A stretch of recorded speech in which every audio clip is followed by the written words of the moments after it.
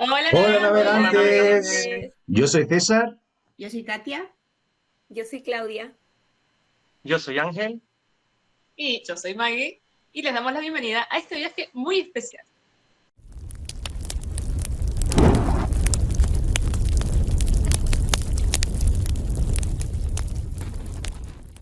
La serie me toca a mí. ¿Cuál es tu opinión sobre el fenómeno de los booktubers y los influencers literarios?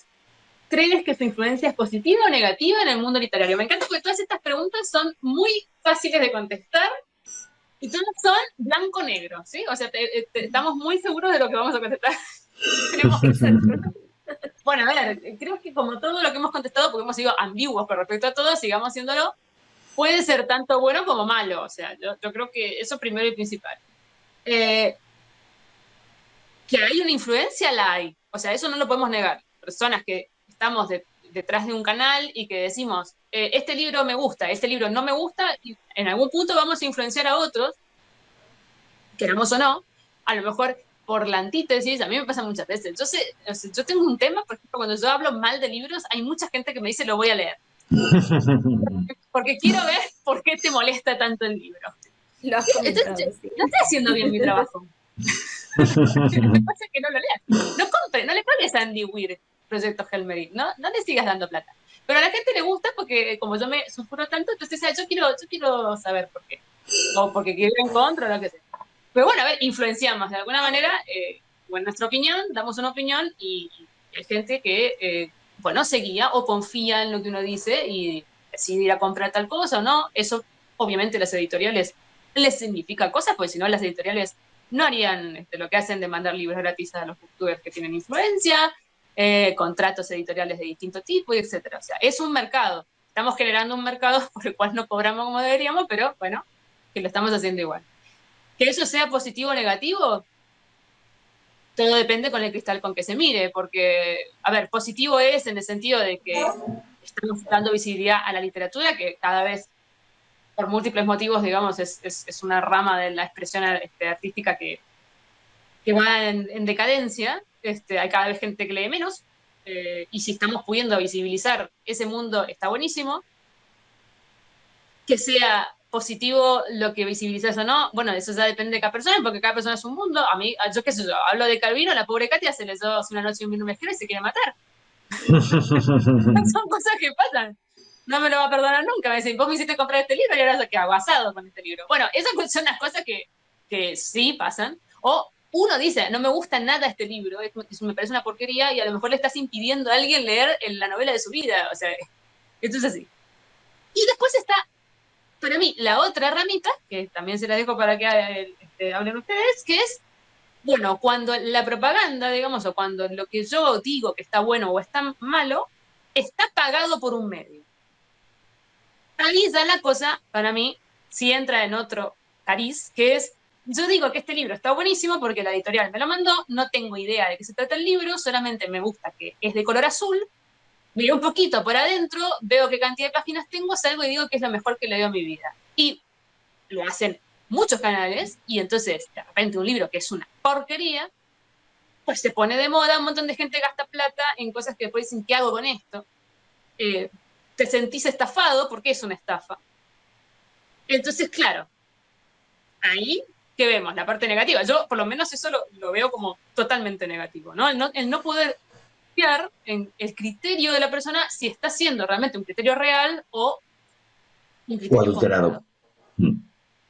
Sí, sí, estoy completamente de acuerdo. De hecho, básicamente, yo no sé si no tengo capacidad de detectar lo que el que está detrás, el booktuber que está detrás, su opinión sea patrocinada por una editorial. No lo detecto. Lo que sí que puedo detectar es si me gusta lo que me dice, porque en muchas ocasiones se ve enseguida. ¿Por qué? Porque los booktubers hablamos de la experiencia que tenemos con el libro, no de qué va el libro en sí. Porque de qué va el libro en sí, o por lo menos los que me gustan a mí, ¿eh? Los booktubers que yo sigo, básicamente me aportan algo más que la línea argumental de esa historia, o que si hay un personaje que tal, o que si hay un personaje que cual. Entonces, mi manera también de detectar en este caso, no detectar, o de consumir, o de ver a booktubers, es quien me da un valor añadido a lo que ya puedo encontrar yo viendo el libro y leyéndome su contra. Porque de lo contrario, no es más que, a ver, ¿qué está pasando ahora con las revistas literarias? Que no hay crítica. Lo que hay son reseñas. Reseñas pagadas por una editorial que les ha enviado el libro. Bueno, pues a mí eso no me interesa. No hay Entonces, críticas negativas. no hay Porque la críticas crítica puede ser negativas. positiva o negativa. No, no, exacto, No hay exacto. críticas negativas. No, yo lo Todo el llamaría, no mundo sé, dice cosas valoración. buenas. Sí, y al final es que no. De hecho, hay un caso súper conocido de Ignacio Echeverría, que es un crítico literario que escribía en El País y que criticó un libro del de Patria, Aramburu, y lo puso a la altura del betún. En aquella época, Alfaguara pertenecía al grupo Prisa, era santillana y era el editor también del País, del periódico El País. Bueno, sacó la crítica y le echaron directamente. Entonces, ahora estará en sus cosas por ahí, no sé por dónde estará, porque ese es el que medio descubrió y ayudó mucho a Bolaño, pero que bueno, que me parece genial. A mí no me gusta mucho Echeverría, pero me parece genial porque tiene un criterio y no se ha dejado doblegar. No ha cambiado. Sin embargo, ahora te encuentras en cualquier periódico que no hay crítica. No van a hablar mal de las editoriales. O sea, de las editoriales, de los autores, porque la editorial le ha mandado tal. Entonces, lo mismo pasa con si eso ya pasa en una revista, imaginaos que el crítico tiene ya un sueldo por hacer eso. Imaginaos lo que será en un booktuber que no tiene sueldo ninguno, que lo hace, bueno, sueldo, si tiene suficientes seguidores o lo que sea, y ha conseguido monetizar, pero que su forma de pagarle a la editorial es regalándole el libro. Pues él quiere más libros y como quiere más libros va a decir maravillas de ese libro y de esa editorial para que esa editorial siga enviando libros. Pues yo, I'm sorry, pero no. Pues yo, sinceramente, que me regalen libros, la verdad, prefiero elegir yo los libros que compro y decir lo que a mí me da la gana Claro, sobre los libros. claro. Los libros tampoco es que cuesten millones. Es verdad que baratos no son, pero tampoco, el ritmo de lectura, tampoco me puedo leer 500 libros al año. Claro. Es lo que yo digo cuando dicen de las editoriales. Total, como a mí las editoriales no me pagan, puedo decir lo que se me da la gana. Pero es que realmente, si no vas a tener derecho a opinión, ¿para qué tienes un canal? Claro. Yo creo que entonces, es positivo. No, que creo que es más positivo que negativo, ¿no? Hablando de Calvino, ya que le sacas. A mí me encanta escuchar opiniones que contradigan lo que yo he experimentado con el libro. Porque para escuchar lo mismo que me pasa a mí, a ver, está bien, ¿no? Pero prefiero también escuchar por qué a los demás les ha gustado, que a mí me pasa muchas veces. Yo me siento fatal porque hay libros que todo el mundo le encantan y yo lo leo y digo, bueno, pues no. También depende de muchas cosas, claro, como ya hemos hablado, del momento, y no todos los libros tienen por qué ser para todo el mundo tampoco. Sí, yo creo que la oportunidad de escuchar más opiniones me parece estupenda de esta comunidad. A mí, yo me alegro muchísimo de que esto exista. Yo creo que la gente, por lo que yo observo de los comentarios, ¿no? de los feedbacks, de lo que uno hace y te comentan, yo recibo mucho más comentarios de mis críticas que de mis aciertos. O sea, muchas veces me dicen, bueno, voy a leer tal libro, que eso, me encantó lo que dijiste de tal libro, pero en general la gente responde más a la parte de la crítica, porque yo creo, de la crítica negativa, ¿no? Porque siempre tenemos asociada la palabra crítica, lo negativo, pero bueno, son para los dos lados. Yo creo que la gente está muy cansada, y yo me incluyo, como consumidora, no solamente como, en este caso, como hacer, está muy cansada de lo rosa, ¿no? O sea, de que todo está bien, todo está bueno, todo es lindo, todo. Porque, claro, ¿qué les pasa? Muchas veces leen esos libros que supuestamente están bien, no les pasa lo mismo y no encuentran una sola opinión que sea parecida a ellos. Entonces empiezan a pensar, pueden ser las dos vertientes. O todo el mundo es un idiota, porque a todo el mundo le gusta este libro y a mí no. O yo soy el idiota, porque a todo el mundo le gusta este libro y a mí no. Sobre todo cuando vamos a los grandes clásicos, etc. Ay, yo estoy leyendo tal clásico y a mí no me parece interesante, porque no soy buen lector, porque es un amplio, digamos, panorama en donde las personas se sienten mal porque no están pudiendo sentir lo mismo que siente supuestamente la mayoría. Y muy probablemente esa mayoría no esté sintiendo eso tampoco. Entonces, cuando yo veo un canal, que César, ahí te digo mi experiencia para darme cuenta si la persona es parcial o no. Si en un canal te ves 15 videos y en los 15 videos de todos los libros que habla bien, es un canal raro. Sobre todo si tiene muchos seguidores. ¿Sí? Porque no es eso, porque uno mismo cambia de opinión incluso con su propio yo del pasado. O sea, hay cosas que vos leíste hace 10 años atrás y dijiste, esto es una maravilla, lo volvés a leer ahora y decís, ¿por qué? ¿Qué pasaba conmigo que me gustaba tanto? O al revés. O sea, es que somos cambiantes, no existe el que todo te parezca lindo. Así como no te gusta toda la comida o no te gusta toda la ropa, qué sé yo. Entonces, si vos ves una persona o ves un mismo libro de repente en 80 canales al mismo tiempo y todos los canales te dicen que es una maravilla de libro y ahí hay detrás una editorial que está mandando esos libros, o sea, es que no hay otra forma. Díganme cómo se hizo esto del gato que amaba los libros. Es de lo peor que he leído en mi vida, que he intentado leer en mi vida. Es una porquería de libro. Pero todo el mundo hablando maravillas del libro. Que, más allá de que digan que es una maravilla, más que nada dicen que es lindo. Ay, qué bonita tapa que tiene, y brilli, brilli. Y entonces, ¿qué leíste del libro? Te lo mandó la editorial, ¿no? O sea, es así. Esto es muy solapadamente. Cuando alguien abre la punta de decir, no, este libro está malo, pues ahí salen los que no querían decirlo porque se sentían mal, diciendo, y sí, yo la verdad que a mí tampoco me gustó, o yo lo leí y me pareció que era malo. Entonces, a mí me parece que lo que es interesante, como dice Katia, es encontrarse un canal en donde, aunque opinen totalmente diferente a uno, pero tengan opiniones que vos te des cuenta que son reales, ¿sí? No opiniones maquilladas, ¿no? O sea, estaba pensando, o sea, volviendo otra vez a las editoriales, yo sigo bastantes canales en los que los booktubers reciben algunos libros y afortunadamente en todos los que yo sigo los dicen. Para mí eso es algo muy importante. Manifiéstalo, verbalízalo, compártelo. Es como, me ha llegado este libro de esta editorial. Cuando a mí alguien me dice eso, quiere decir que es un envío como gratuito, ¿no? Entonces, hasta ahí voy bien. Ahora, para mí hay un tema como que cada país tal vez funciona diferente o tal vez no lo sé porque yo solamente vivo aquí en el Perú, pero yo creo que ahí se tienen que poner a prueba ambos lados. La ética de quien está comentando el libro y la ética también de la editorial. Porque si una editorial está mandándote un libro y se va a molestar porque a ti el libro no te gustó, entonces ahí hay un problema con la ética del editorial. Porque si no, eso quiere decir que te estaba mandando un libro no porque le parezca interesante tu propuesta de canal, sino porque quería una reseña positiva. Entonces, si tú quieres una reseña positiva, supongo que habrá otras maneras, entonces no envíes un libro de una manera inocente, que ahí también donde yo veo eso, ¿no? Entonces, para mí ese es el tema, ¿no? Entonces, si tú recibes un libro, no es solamente tu ética y tu compromiso de ser honesta o honesto, sino cuál va a ser la reacción del editorial, porque por ahí, no en la actualidad, pero hace años, en algún momento, cuando algún booktuber ha comentado, sí ha manifestado la reacción negativa del editorial, ¿no? Entonces yo digo, ¿y cómo es eso? O sea, ¿qué? O sea, es como que me mandas el libro y estás comprándome la opinión, eso está pésimo, ¿no?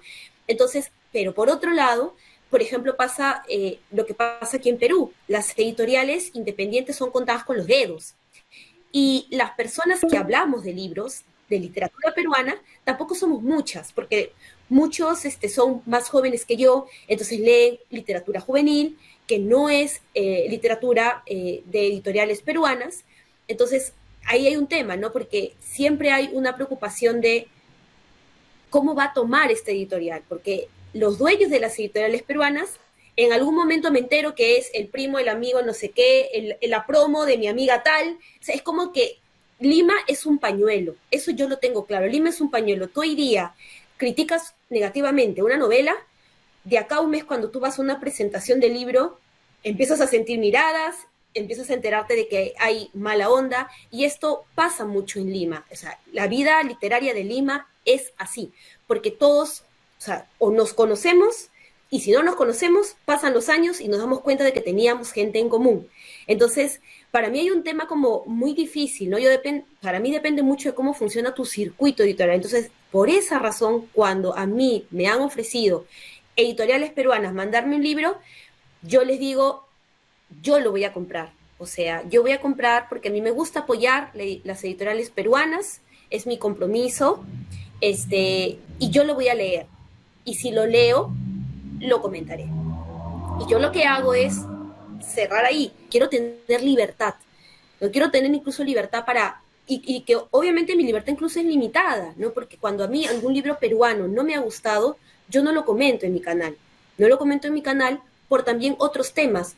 Muchos de mis cercanos han sido personas que han trabajado en el mundo editorial peruano, y el mundo editorial peruano es bien sacrificado, cuesta un montón, ¿no? Entonces, una crítica negativa podría afectar mucho, ¿no? Entonces, también ahí yo digo, es bien difícil, ¿no? Creo que de cada sociedad tiene estas particularidades, entonces yo, por lo que opto cuando leo un libro peruano que no me gusta es, no lo comento. O sea, no lo comento ni para bien ni para mal, o en todo caso, cuando lo comento, hago como una diferencia en mis comentarios. Pero sí me parece que también depende mucho de las editoriales, ¿no? O sea, tienen que aprender a entender las consecuencias de enviar un libro y me parece que no siempre lo tienen tan claro. Creo que eso también es un problema, ¿no? Las editoriales que yo conozco desde mi punto de vista, que he trabajado muchos años en el sector editorial, y las grandes sobre todo, no tienen ética, ninguna. Es un negocio. Y como tal, tú, si envías un libro, esperas una crítica positiva, porque es la única manera que tienes de monetizar eso. Entonces, si se lo envías a un booktuber y te hace una mala crítica, no le envías otro. ¿Es así? Sí, sí. Así funcionan. Y no tienen, o sea, es que no la tienen. Quizá las pequeñas sí, pero porque ya tienen esa vocación de que su forma de hacer o de publicar libros o de lo que sea, ya parte con una ética propia o con una conciencia. Pero las grandes no, no. Y es que además, bueno, no me meteré porque ahora ya no estoy metido más que como lector en el mundo editorial, pero es flipante. O sea, lo que hay detrás allí y el amiguismo y, bueno, todo lo que intentan comprar y seducir y tal es impresionante. Así que eso lo dejo ya solo como comentario. Es que se nota porque vos ves los grandes canales monstruos, digamos, de gente que hace reseñas y que la mayor parte de las reseñas que hacen son de libros contemporáneos que están ya, o sea, editados hoy, o sea, de novedades totalmente actuales, y todo es positivo, todo está bien, y la mayor parte es literatura basura. O sea, que te das cuenta que ese canal está esponsoreado por editoriales, o sea, ya directamente no compran nunca jamás un libro, sino que las editoriales mandan, porque es su manera de hacer comercio, claro. A ver, acá pasa algo muy loco en Argentina, que es que las editoriales monstruo, que existen, obviamente, no colaboran con los influencers o con los booktubers, porque saben que el mercado argentino no vale la pena. Porque está tan caro en este momento comprar libros en Argentina, y la mayor parte de la gente piratea libros, esto es así, porque no tenemos bibliotecas públicas buenas, que ¿para qué vas a mandarle a alguien que va a hacer propaganda de un libro que muy probablemente no lo compre casi ningún argentino? Entonces, no te lo mandan. Claro, lo que pasa es que aquí también se lo tendrían, de todas formas se lo tendrían que mirar esto, porque una cosa que caracteriza a YouTube en español es que no hablas para tu país, hablas para tropecientos países. No le importa eso. No, eso ya no lo sé, ya claro. Pero bueno, de todas formas, tú, estando en Argentina o Claudia en Perú, yo os leo. Y estamos a 10.000 kilómetros. Eso te lo cuento, César, porque yo lo sé de primera mano, ¿eh? Sí, no, pero quiero decir que las propias editoriales tendrían que replantearse eso, porque no solo les habláis a los argentinos o a los peruanos, les habláis a todo el mundo. Por eso que me parece gilipollas, perdón, las editoriales. Lo que pasa es que, digamos, cuando vos sos de Sudamérica, no te promocionan tanto fuera de Sudamérica como lo hacen con canales que están en España, ¿no? Entonces, por ejemplo, vos ves un canal que tiene el mismo contenido y el crecimiento de un canal español es mucho más amplio que el crecimiento de un canal sudamericano, por el algoritmo propio de la plataforma. Entonces, las editoriales lo que dicen es, bueno, no conviene. O sea, no conviene porque no va a tener el mismo crecimiento ni la misma llegada, ni el mismo YouTube los va a promocionar de la misma forma. Entonces, ahí te das cuenta que es un negocio absoluto y que, por supuesto, si vos no contestás, o sea, no validás lo que ellos te dan gratuito, que no es gratuito, claro. Lo que ellos están haciendo es comprarte trabajo de forma indigente, porque se están pagando 2 pesos para que vos hagas una lectura y una reseña, obviamente tiene que ser para el que a ellos les convenga, si no, Claro. no lo van a hacer. Bueno, tercera y última parte, esperamos que sea la última parte, nos verán nuevamente redistribuidos porque nuevamente se nos ha cortado la llamada. Así que vamos por la pregunta 7. Sí, y esa me toca a mí, os la voy a leer. ¿Qué opinas sobre obras como American Psycho? ¿Crees que es una obra maestra o una obra degradante para la literatura? Vale, bueno, yo supongo que habrán escogido American Psycho, que es una novela, creo que es la tercera de Bret Easton Ellis, y la habrán escogido porque trata de un asesino en serie en la época de los 90, 80, en los yuppies, como si cruzaseis Wall Street con un asesino en serie. Y cómo degrada y deconstruye toda esa sociedad que es completamente capitalista, mercantilista, que todo tiene un valor y que acaban, bueno. Aparte también de que Bret Easton Ellis es un autor que a mí especialmente me gusta bastante también, pero porque tiene una característica que he encontrado en pocos autores, y es que es un autor que me afecta muchísimo como escribe. Es súper sórdido y va directamente al tema emocional, y la manera que tiene de escribir es que, lo decía hace poco, no me acuerdo dónde, que es que no redime a sus personajes. Esos personajes son odiosos y son asquerosos, pero es como, no sé, yo lo comparo a un accidente en la autopista. Ves un coche accidentado y no puedes evitar mirar. Es ese morbo que te atrae, esa sordidez, ese tal, pues eso todo está concentrado en Bret Easton Ellis, y como exponente, pues American Psycho. Pero bueno, si leéis la primera, que es Less Than Zero, menos que cero, ya lo veis allí. De hecho, hay un autor español que la calcó prácticamente, que es la historia del Cronen. Ahora no me acuerdo del nombre del autor, pero es la... José Ángel Mañas. Exacto, José Ángel Mañas, pues es menos que cero. Y de hecho, en la propia novela de Mañas habla de menos que cero. Y bueno, también de nuevo volvemos con unos personajes que son completamente execrables y que no tienen redención. Entonces, quizá es por eso que han escogido en esta premisa a este autor como algo que, pues eso, que es arte o es basura. Ahora, a mí me parece que es literatura, y que, de nuevo, vuelvo con lo que me ha tocado a mí antes hablar, y es que eso está en cada uno. Es decir, no puedes ni censurar ni pensar, puedes pensar que es un bodrio, por supuesto, está claro, pero creo que es el lector. Bueno, yo creo mucho también en la muerte del autor. Creo que una vez tú has dejado tu texto, o el autor ha dejado su texto, es de cada uno de los lectores, y con las opiniones que sean, porque cada uno de nosotros lo filtramos por nuestros ojos, por nuestros sesgos, por nuestra forma de verlo, etcétera, etcétera. Entonces, de esa manera, de cierta manera, no creo que sea un bodrio American Psycho, pero es que está en mí leerlo o no leerlo. Yo tengo mis propias herramientas, tengo mi forma de mis sesgos, y aceptaré la opinión de otro lector que me diga que le parece una basura. Me parece muy bien, a mí no. Pero a ti sí, perfecto, argumentamelo. Ya está. Quiero decir que no me parece ni un mal autor, y me parece también que a otra persona sí que se lo pueda parecer. No tengo ningún problema en ese sentido. No sé vosotros si habéis leído, creo que no la habéis leído, el American Psycho. Voy a hacer la respuesta más corta de la historia porque ninguno. La película, ¿no? La Sí. he visto, pero Sí. dudo que la película pueda, La esencia, ¿verdad? ¿no? Permita responder la pregunta, porque además, No. al menos cuando yo vi la película, nunca me hubiera podido cuestionar si es una obra degradante. O sea, creo que el estilo narrativo y los detalles y las descripciones son los que hacen de la novela que alguien pueda considerarla como tú mencionabas, ¿no? Pero creo que algo que sí, o sea, al menos a mí me ha pasado que yo nunca he sentido eso de nada de lo que he leído. Pero, por ejemplo, pienso mucho, a mí me encanta el cine de terror. Entonces, yo, como amante del género, o sea, a mí me encanta consumir de todo. O sea, tú me dices, esta es una película de terror, yo no te tengo que preguntar si es buena o si es mala. Yo la voy a consumir.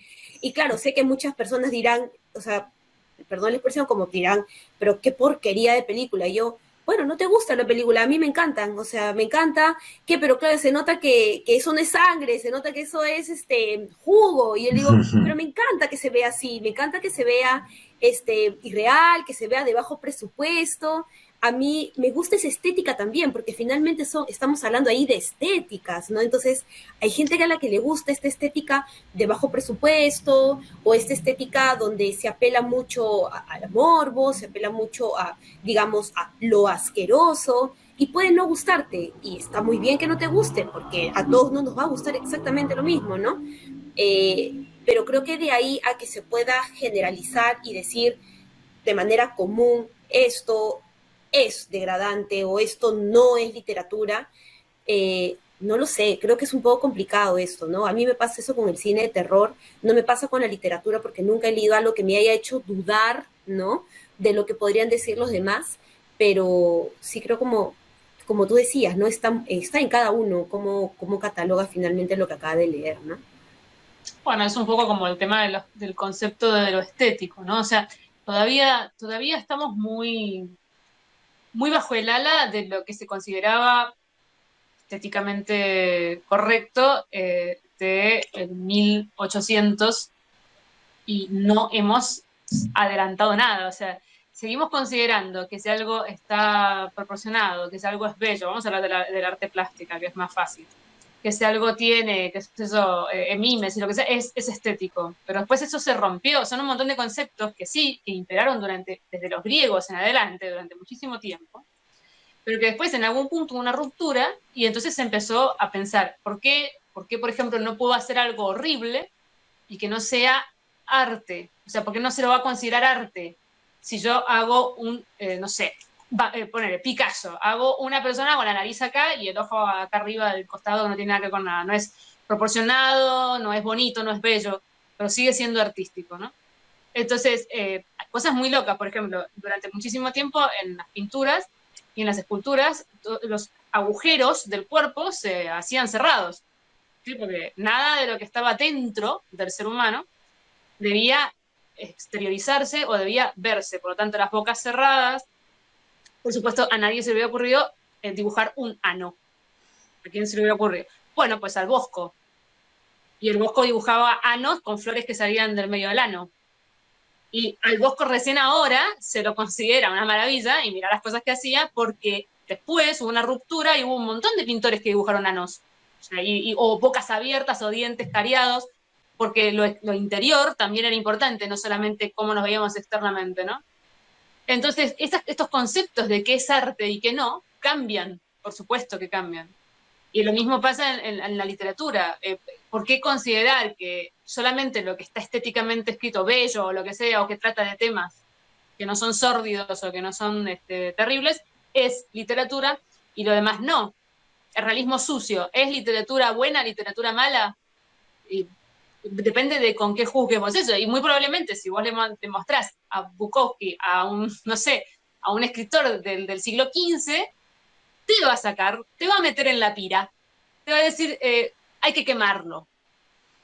Ahora nosotros consideramos que Bukowski es un buen escritor, por más de que me esté contando cómo vomita cuando toma litros de alcohol.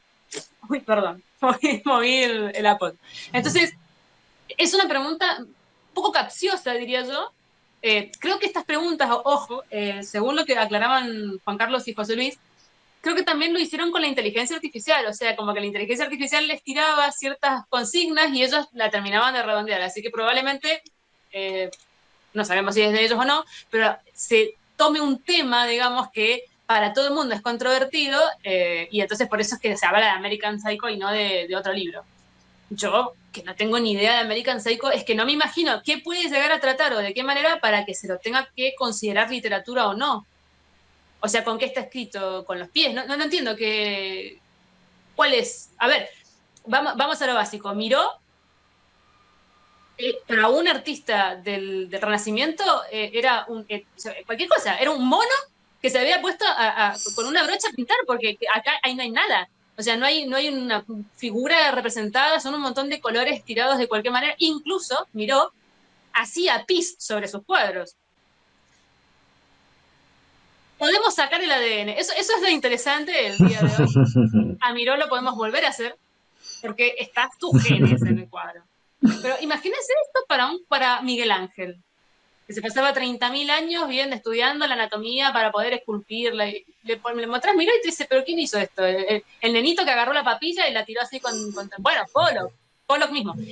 Nosotros consideramos que Miró es un gran artista por muchos, múltiples motivos, que no tienen que ver con lo básico, y a Pollock también. Entonces, no sé, o sea, vos, César, que fue el único que leyó este libro, ¿qué tiene este libro de tan raro que es como para preguntarse si es literatura o no? No, bueno, lo que decía al principio, básicamente, que plantea escenas muy bestias, muy la forma de escribir, pero es que en realidad es que es literatura, quiero decir, cuando has comentado lo de que que utilizaron la inteligencia artificial igual para alguna premisa, pues a mí me has dado la clave de que igual han cogido American Psycho porque en las redes sale como controvertido, o como eso es mierda, ¿cómo va a ser literatura? Pero es que no, es que es literatura pura, quiero decir, el dibujo de los personajes, las situaciones, podrán ser de una manera o de otra, pero es que está ahí.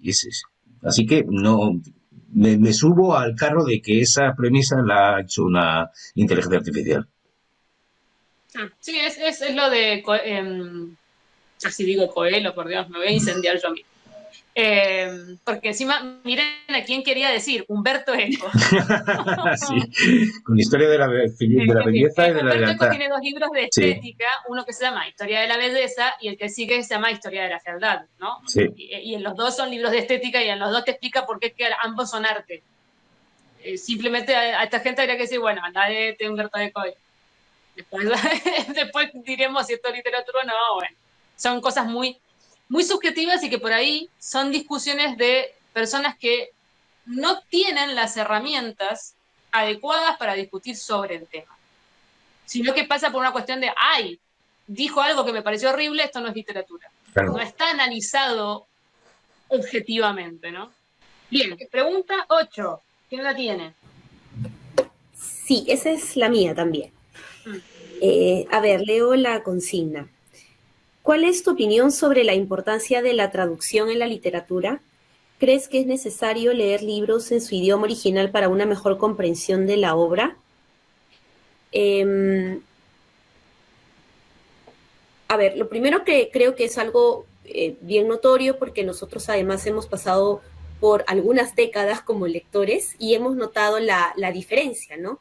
O sea, hace 20 años nadie te decía, está traducido por tal, ¿no? O sea, era simplemente la obra tal, del autor o la autora tal, y ahí se cerraba todo, ¿no? Entonces, yo creo que importa mucho el rubro, ¿no?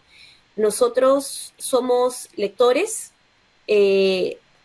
tenemos nuestras distintas profesiones, algunos están más cercanos que otros al mundo editorial, y yo creo que justamente el mundo editorial es el que mejor tiene la labor de reconocer la importancia de la traducción, ¿no? Porque yo puedo decir, claro, la traducción es muy importante, pero ¿qué soporte tengo yo? Yo no soy traductora, mastico un par de idiomas muy mal, además, aparte del español, entonces, que yo realmente pueda decir con convicción la complejidad de la traducción, o sea, de la boca para afuera, porque no lo vivo.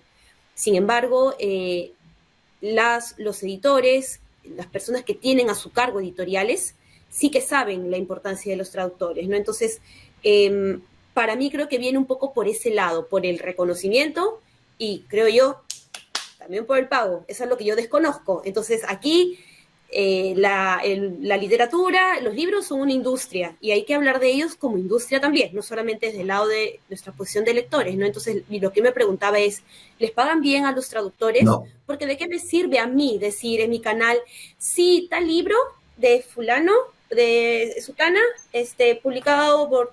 y tal traductor, o sea, bacán por el reconocimiento, pero hablemos claro, o sea, a ese traductor, esa traductora le están pagando lo que se merece, porque hay traductores que cuando están traduciendo clásicos se demoran 3, 4 años, por lo que yo en algún momento he escuchado en algunos canales que ha habido entrevistas o de información que nos comparten, ¿no? Entonces, o sea, creo que para mí puede ser muy importante como lectora, pero tiene que ser la editorial la que le da ese soporte, que va más allá de, a mí me parece, yo creo, ¿no?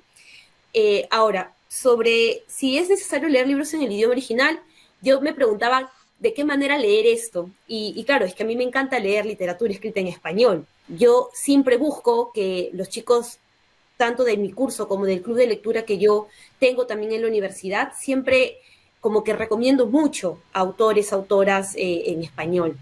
Creo que es muy importante, sí, porque si estoy enseñándole, por ejemplo, a chicos que son músicos o que se están formando como músicos, pues hay una sensibilidad especial en leer libros de tu idioma, porque ahí estás viendo uso del lenguaje, juego, metáforas, estructuras oracionales, bla, bla, bla, y eso te lo da la lengua original, ¿no? Que no te lo da la traducción. Entonces yo creo que, claro, o sea, yo creo que, claro, la música dentro de algunos, por ejemplo, de la poesía, o sea, no lo vas a notar de la misma manera. Por eso es que, para cerrar mi comentario, a mí me parece valiosísimo, sobre todo en la poesía, que las publicaciones sean bilingües, porque yo puedo no entender muy bien el inglés y de hecho yo le huyo mucho a leer inglés porque yo entiendo la mitad de lo que leo en inglés, pero cuando yo busco libros de poetas en inglés, o sea, siempre trato de ver si es que tienen una edición bilingüe, porque yo siempre estoy leyendo un poema y luego lo leo en inglés y digo, claro, en la traducción este juego de lenguaje no estaba, ¿no? Este encabalgamiento no estaba, ¿no? Esta repetición de las U's, de las E's, ¿no? No estaban, ¿no? Entonces hay muchos recursos literarios que en la traducción o desaparecen por completo o no se notan tanto, ¿no? Entonces, yo creo que va por los dos lados, ¿no?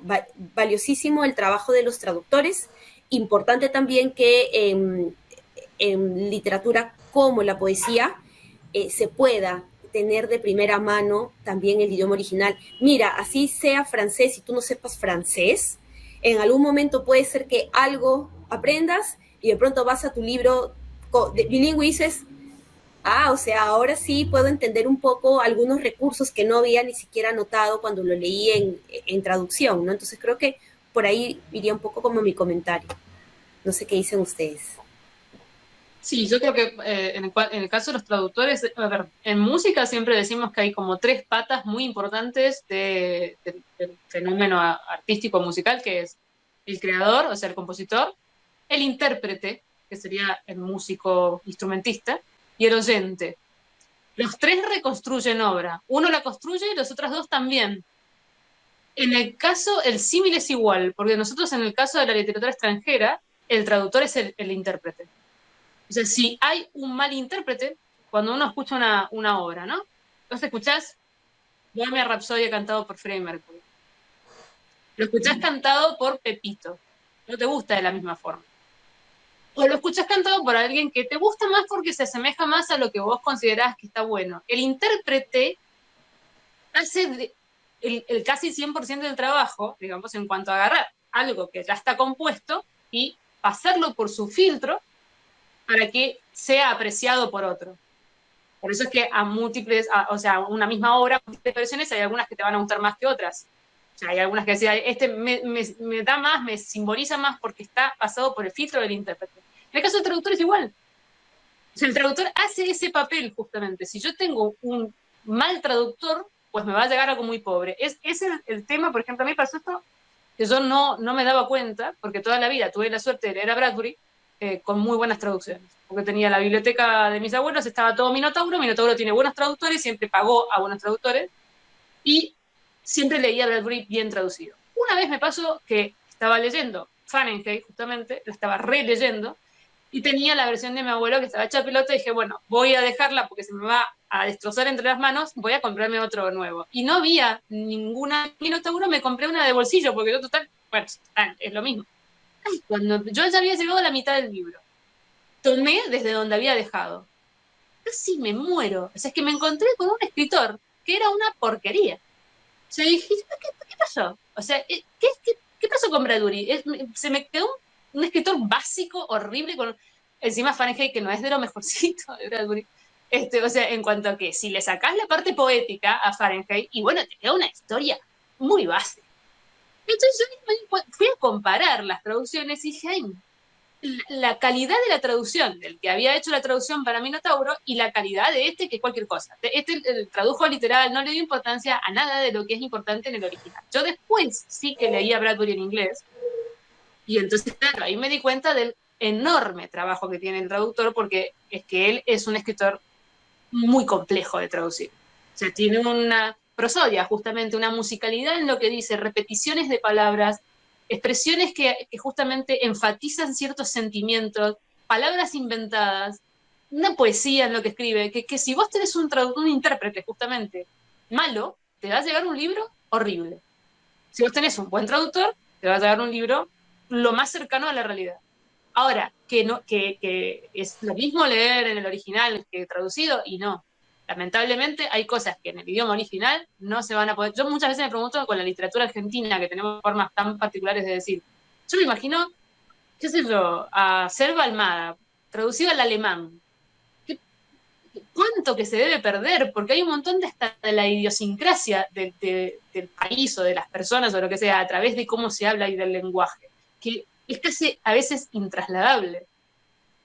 Que sea una obligación tener que leer, como dice esta segunda parte, que es, no me acuerdo cómo dice, creo que es necesario leerlo, y bueno, sí, si somos todos polilingües, vamos, que está bien, pero lamentablemente no es la realidad de ninguno de nosotros, o por lo menos de la mayor parte de la gente. Ojalá yo pudiera leer realmente bien en otros idiomas, como para leer en todos los idiomas originales. Lo necesario es un buen traductor, no el que el lector lea en otros idiomas. Lo necesario es tener un traductor que sepa lo que está haciendo y una editorial que valore eso y le pague en consecuencia. Sí, pero ya te digo yo que no pasa eso, con las editoriales. Hay 4 traductores que están en el Olimpo de los traductores, que se les conoce, que son buenísimos, y a eso se les paga porque ellos han conseguido con su trabajo hacerse valer. Pero la gran mayoría son, pues eso, gente que además les están bajando las tarifas cada vez que pueden. Porque no llego, porque no sé qué, no sé cuántos. Bueno, pues yo necesito eso. ¿No me lo haces tú? Pues otro. Y te encuentras luego con unas traducciones por ahí. A mí me ha pasado hace poco con un autor que me encanta, que es Scalzi. Sí. Pero si es que yo soy malísimo dándome cuenta de si esa traducción es buena o mala. Imaginaos cómo debía ser esa traducción para que yo, que soy malísimo, me diera cuenta de que estaban utilizando, que esa no es la expresión que tienes que poner ahí, que sé lo que quieres decir, porque se entiende, estás utilizando un lenguaje que yo entiendo, pero no es lo que quiere decir el autor. O sea, que hace el favor de, pues eso. Y muchas veces es porque les pagan poco, pero otras veces es porque el traductor es malo, en algunas circunstancias, pero es rápido. Y como quieren y van con prisas porque tienen que sacar 300.000 libros al año, pues cometen estos errores. En cuanto a lo de leer en el original, a mí me encantaría. Lo que pasa es que para conseguir el mismo efecto que tiene una buena traducción de un buen autor por tu cuenta, tienes que tener un nivel impresionante en el otro idioma. Tienes que dominarlo el idioma. Exacto. Yo leo inglés. Yo, aparte, para empezar, voy a poner en valor el trabajo de los traductores porque me parece impresionante. Yo hablo catalán, hablo español y hablo inglés, pero no tengo un nivel y no lo voy a tener nunca porque además creo que la traducción es un oficio para traducir. Yo te podría hacer una traducción de batalla de esto es lo que entiendo, esto es lo que hay, esto es tal, pero no una traducción tal. A mí, leerme a Terry Pratchett en el original, no puedo. Es imposible. No puedo. No se puede. No, necesito un buen traductor.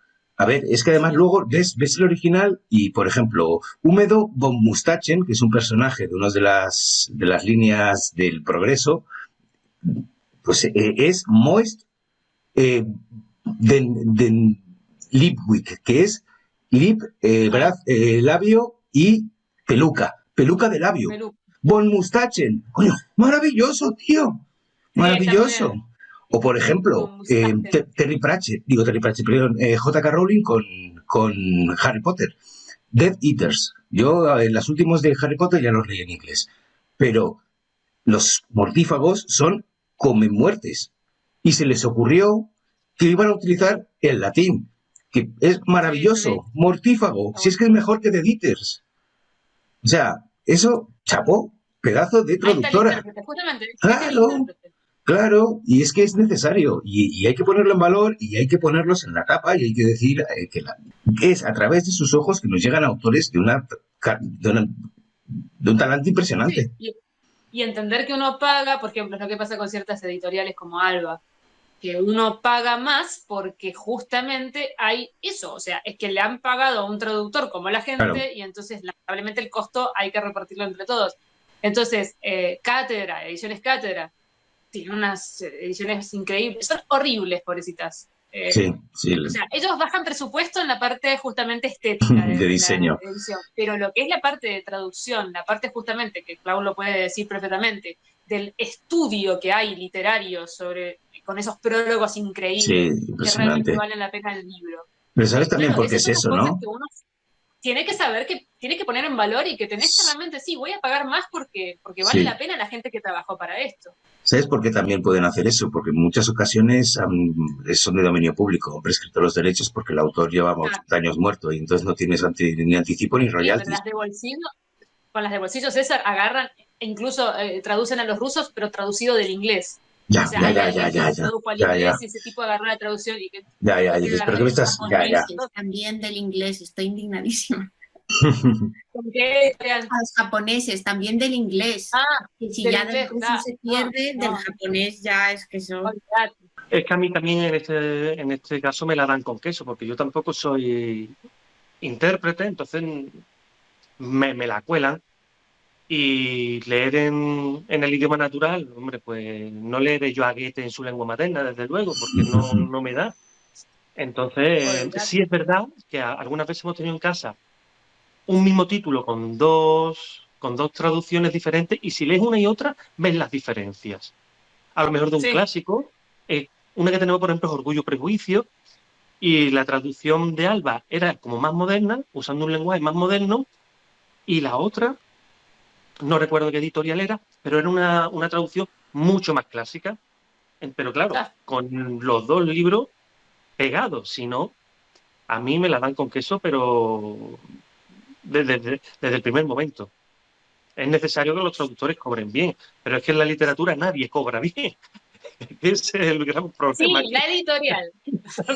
La editorial. La editorial cobra bien. La editorial los accionistas. Y no sé si les pasa, pero hay casos en los que incluso uno se pregunta quién es quien realmente te gusta. O sea, ¿te gusta el estilo del autor o el traductor? Que a mí me pasa, por ejemplo, con Cortázar, que tenemos en casa los cuentos de Poe, traducidos por Cortázar. Sí, entonces, yo en algún momento he leído otra edición de El Gato Negro, por ejemplo, y dije, pero ¿qué es esto? Pero es que este no es Poe, o sea, ¿qué le han hecho a Poe? Entonces, de pronto dije, pero yo no lo recordaba así, porque lo estuve leyendo hace un par de años, yo lo leí en la adolescencia, y de pronto dije, voy a llegar a la casa, porque esto lo leí en el trabajo. Entonces dije, no voy a terminar este cuento acá. Voy a ir al de la casa, que es esta edición, creo, de Páginas de Espuma. Me parece que tenemos que es así, por eso no la llevaba al trabajo. Entonces llego, leo y digo, no, esto es otra cosa. Es que este es Poe. Lo que estaba leyendo yo de una traducción que encontré en internet, no me acuerdo de dónde, dije, qué bárbaros. Entonces la pregunta que yo me hacía es, como yo no leo en inglés, es, ¿quién me gusta realmente? ¿Me gusta Poe? ¿O me gusta esta traducción de Cortázar, que es la que yo he venido leyendo en los últimos años? Pues no lo voy a saber porque no creo que yo pueda entender a Poe. Es que es lo mismo que pasa con la música. Es cuando vos escuchás a Beethoven interpretado por Pepito, por fulanito, ¿y quién te gusta? Beethoven es siempre Beethoven, pero te gustan los distintos intérpretes. Es el intérprete el que te gusta más o menos. Es así, y en el caso de los traductores es la pareja perfecta que puedan hacer, porque a veces también pasa que he escuchado a algunos traductores, por ejemplo, viste que ahora se va a editar, o vieron que ahora se va a editar la biografía de Pratchett, que se llama, ¿no? Bueno, para los fanáticos de Pratchett, ahí está, Notas al pie, una biografía con notas al pie. Y contaba la traductora, que ha sido la traductora de Pratchett en general, que ella lo ama a Pratchett. O sea, que ella tiene una relación de traducirlo, ¿sí? De que realmente ella es la primer fanática de Pratchett y por eso lo traduce con amor. Entonces, eso también debe pasar en los traductores, ¿no? Claro. Que de repente te llegue y mira la porquería que tengo que traducir y están ahí tratando de ponerle la mejor onda y no les sale. O de repente tienen un autor que aman y entonces lo traducen con amor, como dice el mismo... Ay, César, a vos te va a salir, ¿cómo se llama el traductor de Bradbury que ahora trabaja con Zorro Rojo? Souto. Marcial Souto. Que él ama a Bradbury, o sea, es que además tenían una relación personal, se conocían, etc. Sí. Entonces, la traducción de él es una traducción personal, porque él traduce a alguien que a él le gusta como escritor. Entonces, también está eso. O sea, hay tantos parámetros que se van uniendo en lo que significa leer un libro traducido, que es un mundo, ¿no? Bueno, la pregunta 9 dice, ¿cuál es tu opinión sobre la importancia de la literatura infantil y juvenil? ¿Y crees que estos libros tienen un papel fundamental en la formación de los lectores jóvenes? Y yo aquí voy a responder más como con mi papel de madre que de consumidora joven de mi infancia. Y desde luego creo que la literatura infantil y juvenil, que creo que tiene que ser un género aparte, no necesariamente los niños tienen que leer a Dostoyevsky porque no, eso no creo que tenga ningún sentido. Y creo que es importante escribir para los jóvenes y, por supuesto, eso tiene una influencia en todo, como lectores y como personas, yo creo. Y que luego está el asunto este de censurar, ¿no? Y de, dependiendo de qué cosas y qué historias, y hay cierto tipo de cosas que los niños no pueden leer o no deben leer porque se hacen una idea equivocada. Yo estoy en contra de eso. Yo creo que las historias para niños tienen que reflejar la realidad, evidentemente con cierto, no censura, sino con cierta dulzura. Evidentemente un niño de 3 años tienes que enseñarle ciertas cosas antes de meterle algo que a lo mejor alguien de 14 puede entender. Eso yo creo que eso es bastante evidente. Pero solo enseñarles cosas bonitas y solo mostrarles personajes que hacen todo perfecto y que nunca se equivocan y que nunca, y no hay malos, y todos los adultos enseñan todo fenomenal, yo creo que eso es súper perjudicial para los niños. Yo promuevo que los niños lean muchas cosas y luego hablamos, y además cuando hablamos yo tengo mi opinión, pero les insisto en que ellos tienen que tener su opinión, que no tiene por qué coincidir con la mía. Poco valor se le da a la literatura infantil, ¿eh? Muy poco, porque al final es como, no sé, como en un deporte. En el fútbol hay una cantera, ¿no? Cuando un futbolista sale a un campo a jugar, ya viene sabiendo, porque desde pequeño ha estado aprendiendo. Y la cantera de los lectores, y por supuesto la de los futuros escritores, es la literatura infantil. Yo tengo un nene con 7 añitos y está por aquí jugando, está revoloteando, y cuando me doy la vuelta me lo veo con el Capitán Calzoncillo. No sé si habréis leído alguno al Capitán Calzoncillo, es súper gamberro. Son unas novelas, una serie de novelas muy gamberras, muy graciosas, y cada vez que está aquí, está metido dentro del libro. Eso es un lector mañana.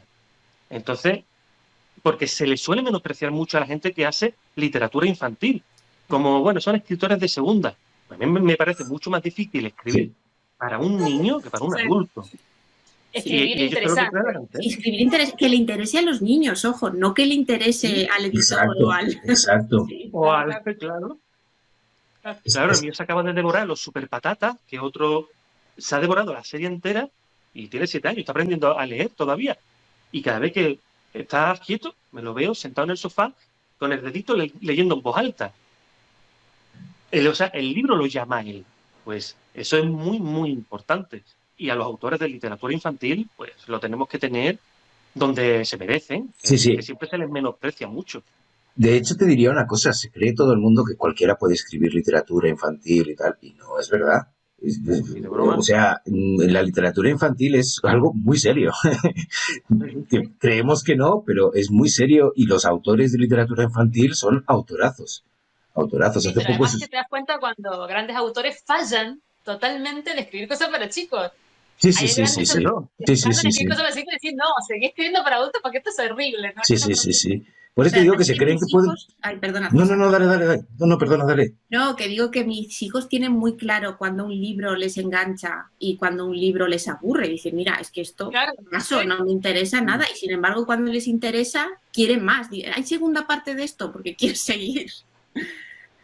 Y además es que, imaginaos, si creo que es importante la literatura infantil y que se le tiene que poner en valor, que yo me acuerdo de, pues, libros de literatura infantil que se me han quedado aquí para toda la vida y que forman parte de mi educación sentimental leyendo, como los de Fray Perico y su burrico, El pirata Garrapata, Las aventuras de Bani el Forzudo, bueno, muchísimos de la colección de barcos de barco de vapor, que es que era una maravilla. El pequeño vampiro, es que, y eso no está al alcance de todos los autores. Y hay algunos autores que tienen la facilidad de escribir tanto bien para adultos como para chicos, como es el caso, por ejemplo, de Gerald Darrell, que es, a ver, El paquete parlante es de los libros más adorados por mí y políticamente incorrecto, ¿eh? O sea, este paquete parlante está bien, hay que dárselo a los chicos de ahora. Yo me acuerdo patente porque tenía dibujos, el mío, de que en uno de los personajes era una sirena pero en serio, una sirena, no la sirenita de Disney, y me acuerdo el dibujo, porque era gigantesca, además era una sirena enormísima, una enorme sirena tetona, y obviamente sin corpiño, y él la describía de esa forma, con las enormes tetas que salían a través de la mar. Eso me mataba de risa cuando la chica lo leía y lo disfrutaba terriblemente. Ahora, si a Roald Dahl le hacen lo que le hacen, yo no quiero saber lo que le van a hacer a Dora Darren. Porque esto que decía Katia es totalmente cierto. O sea, al chico hay que darle de leer, por supuesto, a la edad que le corresponde, pero de todo. No parcializar lo que tiene que leer, porque muchas veces los chicos incluso interpretan cosas mucho más interesantemente que nosotros. O sea, por eso tenemos el sesgo del adulto que muchas veces nos limita. Pero me imagino, Claudia, ¿vos no te especializás más o menos en esto en tu vida? O sea, trabajo con, o sea, medio, ¿no? Porque estudié mediación para niños y adolescentes, pero siempre me he enfocado más en los adolescentes. Ahora, cuando yo trabajo en mis clubes de lectura con los chicos, nosotros no leemos literatura considerada juvenil porque yo ya estoy con ellos en la universidad. Entonces, yo no estoy con ellos en el colegio. Entonces, yo lo poco que conozco de qué se lee como literatura juvenil en el Perú, lo sé por mis alumnos que me renuevan un poco, ¿no? Claudia, ¿tú no leíste en tu época tal? Y yo, no, en mi época nosotros leíamos un famosísimo personaje que se llamaba Cholito de los Andes, y ese ha sido como el que recorrió toda la primaria de las personas de mi generación, ¿no? Pero no, yo ya no llego a esa parte con ellos porque yo nunca he trabajado en colegio, entonces no conozco mucho lo que ellos han leído, y lo que pasa es que leer literatura infantil y juvenil en el Perú pasa mucho por tu condición económica también. O sea, los libros de literatura infantil y juvenil son muy costosos acá. Y si bien es cierto, el Fondo de Cultura Económica hace un trabajo maravilloso, porque creo que son los libros más económicos a los que podemos acceder en el Perú. Claro, es más económico para una persona de tal vez clase media baja, pero la verdad es que los libros que consumen los chicos, las chicas de educación pública escolar en el Perú, probablemente son libros por encargo, ¿no? Entonces, libros con encargo, traducción. Necesitamos un libro que hable de la empatía. A ver, ¿qué autor o qué autora quiere escribir un libro, un cuento acerca de la empatía para cuarto de primaria? Eso es lo que pasa con la literatura infantil en el Perú, ¿no? Entonces, que en verdad los chicos estén teniendo experiencias gratas sobre lo que están leyendo en literatura infantil es algo muy exclusivo, como lo fue también en mi época. Yo nunca leí un libro de literatura juvenil cuando estaba adolescente. O sea, yo cuando fui adolescente, mi primera novela fue La cabaña del tío Tom cuando tenía 9 años. O sea, por eso me la pasé llorando, entendí la cuarta parte probablemente, ¿no? Entonces, creo que es también el tema de la literatura juvenil e infantil pasa mucho por el tema de tu condición, ¿no? Tu condición económica, en qué colegio estás, qué padres o madres tienes que lo valoren, ¿no? Porque a veces los padres llegan también, por ejemplo, súper desorientados, y yo muchas veces me he metido a conversar con papás o mamás cuando estoy en librerías, porque ellos llegan y les preguntan a los libreros, mi hijo tiene 11 años, ¿qué le puedo dar? Y lo que pasa con algunas librerías en el Perú es que los chicos, las chicas que son libreros, o sea, no necesariamente son especialistas o expertos en literatura. Sí, ¿no? Eso trabajan en comercio, ¿no? Exacto, son chicos que pueden estar hoy día vendiendo libros y mañana pueden estar vendiendo zapatos, perfumes, y su tema es saber vender, ¿no? Saber vender o saber responder a las indicaciones o solicitudes de un cliente, ¿no? Entonces, eso es lo que pasa, ¿no? Entonces, ¿cómo es la situación de la literatura infantil y juvenil acá? Depende mucho de los mediadores, ¿no? Por eso es que aquí los mediadores pesan mucho, porque los profesores y profesoras no suelen tener muy buena formación en lo que es literatura infantil y juvenil y necesitan mucho de la mediación, pero ¿quiénes realmente pueden acceder a la mediación? Ahí también es un problema, ¿no? Entonces me parece importante, sí, me parece importante, pero lamentablemente tengo que desromantizarla un poco, porque la situación de mi país es esta. Entonces quiero pensar que los chicos no van a leer literatura en la infancia y en la adolescencia y aún así pueden ser buenos lectores cuando entran a la universidad y cuando de repente se dan cuenta de que su biblioteca de la universidad tiene por ahí un libro o por suerte, por ejemplo, en mi universidad se descubren que hay un club de lectura y dicen, mira qué bueno, ¿no? Porque algo que es muy importante es de repente su entorno familiar y los profesores que ellos tuvieron de lenguaje en el colegio no los inspiraron, no los motivaron, no había una buena biblioteca en el colegio, que es lo común, o lo que pasa también, que es que vienes de un super colegio, ¿no? Y excelente porque tienes el acceso, ¿no? A todo lo que es literatura, pero tu familia no lo valora. Entonces es como, bueno, lee porque te lo mandan en el colegio, pero en la casa no hay nada, ¿no? Entonces, eso es algo como que también creo que es como algo muy real sobre este tipo de literatura. Claro, claro. O sea, vos te fuiste como a lo concreto, digamos, o sea, que es cierto que es...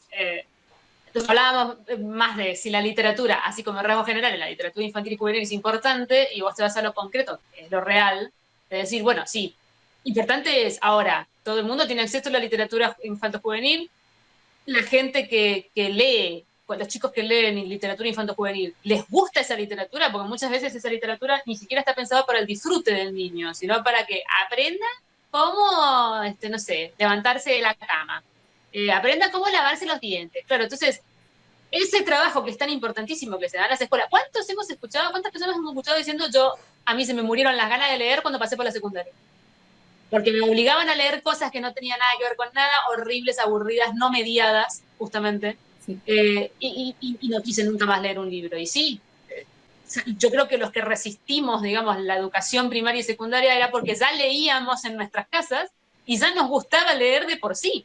No porque a mí lo que me dieron a leer, a ver, yo tengo ahí memoria de cosas que me dieron a leer que vos decís no podés, o sea, realmente, hacerle leer, por ejemplo, el Don Quijote, que me lo dieron a leer de cualquier manera, porque encima ni siquiera lo lees completo, te hacen leer capítulos. Bueno, lees el primero, cuarto, el quinto capítulo de esta parte, y el tercero y el segundo de la parte tal, y después te tenés que aprender de memoria cosas que no tienen ningún sentido, en español antiguo, sin ningún tipo de mediación de quién era Cervantes, para qué lo estaba leyendo, qué es esto, qué significa tal. Yo realmente, miren, yo toda la vida leí. El único libro de la secundaria que me acuerdo que lo leí de cualquier manera, dije, bueno, no importa. Si todo lo demás me sacó 10, acá haré cualquier cosa. Fue justamente con el Don Quijote, porque no tenía sentido leerlo de esa forma. Entonces, sí, claro. O sea, una cosa es, en el mundo utópico de en literatura infanto-juvenil, de las familias en donde los padres leen, está buenísimo porque se busca, justamente, somos todos lectores. Si tenemos hijos, vamos a buscar cosas que nos parezcan que sean literariamente correctas o que sean bellamente literarias, y después está el mundo de la realidad de la gente que accede a la literatura a través de las escuelas, que es un espanto. Bien, bueno, la última le toca a Ángel entonces, ¿qué es? ¿Qué opinas sobre la moda de reescribir libros eliminando términos políticamente incorrectos? Bueno, pues vamos un poco a la primera, ¿verdad? Es muy parecida. A mí también me parece fatal. Fatal. Creo que hay que saber leer en contexto, y cuando lees a Shakespeare en 1500, pues no es igual que cuando lees a Rosa Montero en 2020. Tenemos que saber diferenciar todo esto. Ahora se está poniendo muy de moda esto de revisar, y a Agatha Christie le van a capar un montón de novelas la editorial HarperCollins. Bien Negrito, que es esa canción que es súper racista, pero bueno, está escrito donde se escribió. Y lo que estuvimos comentando, yo me pregunto qué va a pasar con Harper Lee, ¿Qué le van a poner? que también es de HarperCollins. ¿Qué va a pasar con Matar un Ruiseñor, que también es, No. utilizan níger? Pero es que níger era un aspecto peyorativo, pero se utilizaba, igual que Steinbeck, La uva de la ira, utiliza el término okis para la gente de Oklahoma, era peyorativo, pero es que se utilizaban esos términos. Y claro, si revisamos esto y lo capamos, dentro de 20 años, cuando este mensaje llegue como va a llegar adulterado, lo que ha ocurrido, porque no te van a enterar lo que ha ocurrido, y claro, dulcificar el racismo, la homofobia, esto puede después traer consecuencias también. No se puede edulcorar esto, las cosas tienen que ser con tal y como fueron, porque fueron así, y es una crónica. Harper Lee o Agatha Christie escriben en su tiempo, como se pensaba en su tiempo, y nos cuentan las cosas que pasaban en su tiempo, igual que nosotros en el nuestro. Entonces, a mí me parece fatal, no comulgo para nada con la idea de estar censurando libros a esta altura de la película, me parece un gravísimo error. Sí, además es ridículo. ¿Qué le vas a poner a 10 negritos? ¿Qué le vas a poner? ¿10 pequeños hombres de color? Mira, qué simpático. ¿Cómo le vas a poner al libro? O sea, que además todos lo conocemos así y que además tiene un sentido, porque esa canción tiene un sentido con respecto a lo que pasa en la trama. O sea, ¿qué vas a hacer? ¿Vas a después cambiar la trama también? Porque si cambias la letra de la canción, entonces no te coincide con lo que va a suceder a los personajes. Entonces esto es como el famoso teléfono roto, que es ese juego que se hace de chiquito. Yo te digo algo al oído, vos lo pasás como lo escuchás y al último le llega cualquier cosa. O sea, no tiene nada que ver con el original. Además está el contexto, porque es lo que yo te comentaba, me acuerdo, en este video que hablabas de esto de Harper Lee. A ver, por más de que use la palabra negro, ¿me vas a decir que Matar a un ruiseñor es un libro racista? No, es un libro que habla de racismo, es un libro que está en el otro extremo justamente de ser racista, que defiende a través de un personaje maravilloso que es Finch, y que estás perdiéndote justamente, o sea, por ir a un término concreto, te estás perdiendo lo que te está contando la autora. O sea, estás descontextualizando totalmente lo que ella está diciendo con esa palabra negro. Claro, la usa porque se usaba, es que se usaba, pues entonces, y normal, la escribió, porque era un término normal. Hasta hace 3 días había esclavos, o sea, no hace tanto que había esclavos. Entonces, no nos podemos poner así a la tremenda. Y ese es el problema, que si capamos eso dentro de 20 años no va a llegar tal y como era, y podemos volver a caer en esos mismos errores, que parece que no se piensa en eso, que se puede hacer con una buena intención, ¿vale? No digo que no, pero es un error de cabo a rabo. Yo creo que la intención que hay detrás es básicamente comercial. Es intentar adecuar a las nuevas sensibilidades, pues adecuar eso para que podáis ir sacándole réditos. Pero por eso estoy completamente de acuerdo con todo lo que habéis dicho vosotros, porque no se puede capar un libro por que muestre una cosa que era la realidad de aquel momento. No se puede. Pero si se hace, porque lo están haciendo, es por una cuestión económica, para sacar más dinero, básicamente. Que yo no sé hasta qué punto, porque a mí me vendés un libro que dice Agatha Christie, 10 pequeños hombrecitos de color, yo no lo compro, yo me quedo con el 10 negritos. O sea, no me vengas con un libro ridículo que tiene un nombre estúpido porque vos no querés poner la palabra negro en el título. A mí me parece que es como, no sé a quién le quieren vender. Porque además, la mayor parte de los lectores del día de hoy, digamos, no somos esos lectores. O sea, ellos están pensando potencialmente lo que va a pasar dentro de 30, 40 años, pero dentro de 30, 40 años muy probablemente a los lectores les pase lo que me pasó a mí. Yo leí 10 negritos de la biblioteca de mi abuela. Mi abuela y mi abuelo leían 10 negritos, mi madre leyó 10 negritos, yo leí 10 negritos, si tuviera un hijo se lo pasaría.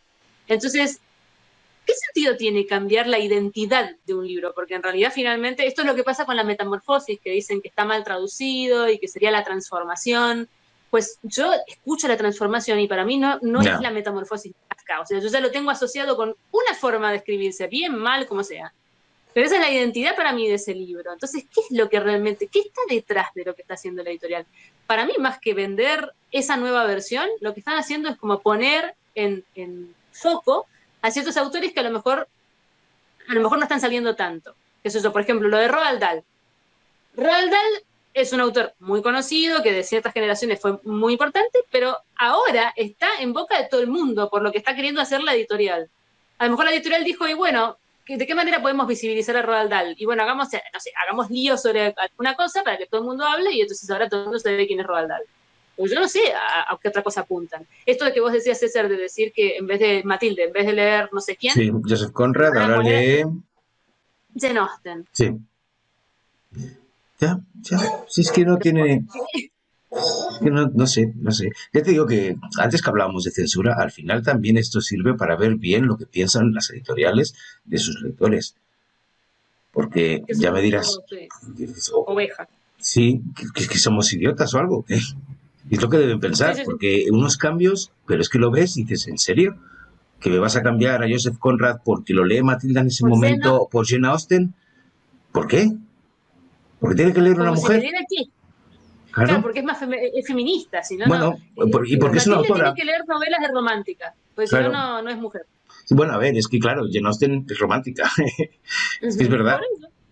Ujú. O sea, si vos sos mujer, tenés que leer novelas románticas. Claro. Si no, ¿qué haces teniendo útero? Yo creo que No, no, pasa, es realmente ridículo. yo creo que pasa también por, o sea, yo llego a percibir como un falso compromiso social, ¿no? Y eso también para mí es preocupante, porque claro, una editorial dice, o sea, me adecuo a las nuevas generaciones, a los nuevos lectores. Entonces, desde mi posición es como, ¿te quieres adecuar en verdad? ¿Por qué no contratas a un especialista? Si quieres dirigir esos libros a niños, adolescentes, contrata a un especialista en el tema y pon un prólogo para que Ah, esos niños entiendan el Claro. contexto. Y tú ahí puedes explicar, vas a encontrar en este libro estas palabras. Estas palabras en la actualidad no se usan, tienen una carga negativa, pero hace 100 años, puntos suspensivos. O sea, un especialista en tu prólogo, a mí me parece, digamos, porque otra vez yo siempre pienso mucho en el tema de la mediación. Para mí es sí, sí. importantísima la mediación. Entonces, el autor produjo su libro. El libro ahí está. Entonces, si nosotros queremos acercar a las generaciones nuevas, las generaciones futuras, de la mejor manera a la literatura, entonces lo que tiene que haber es un trabajo de mediadores.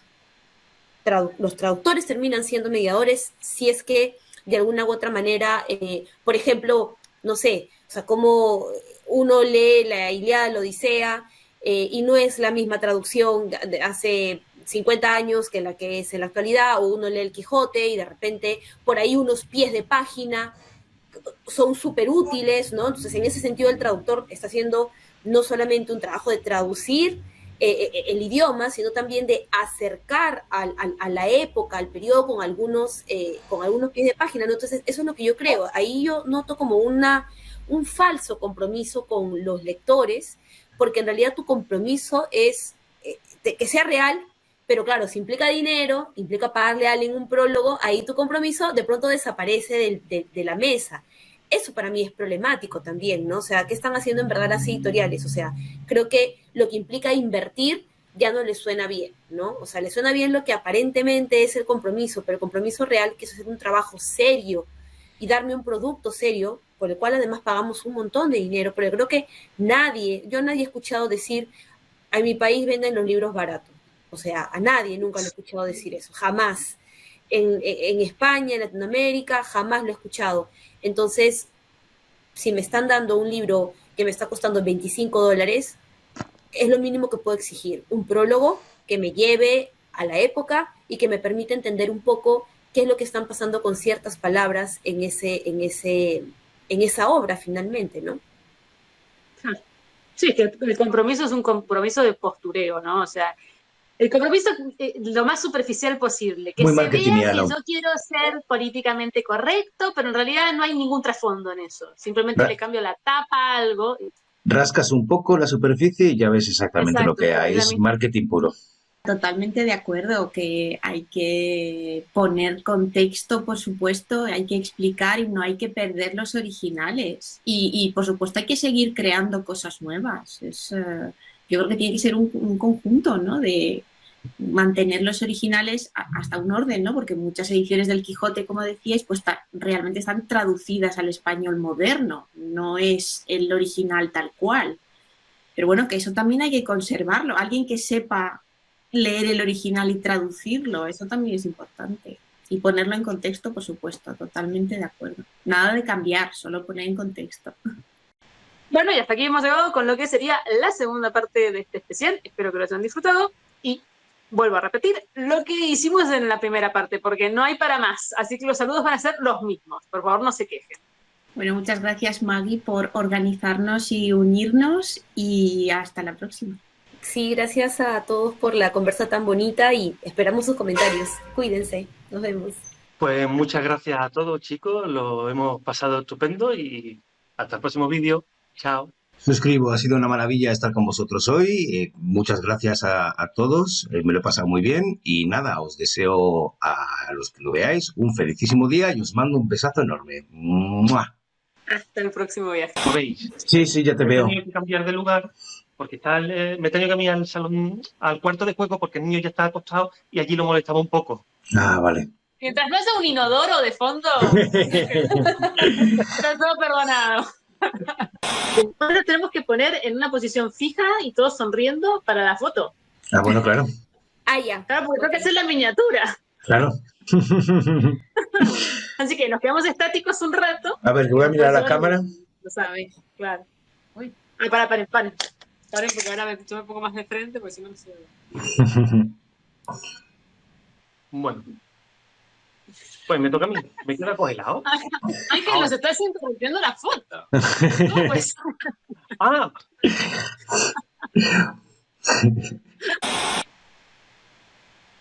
¿A quién le tocaba?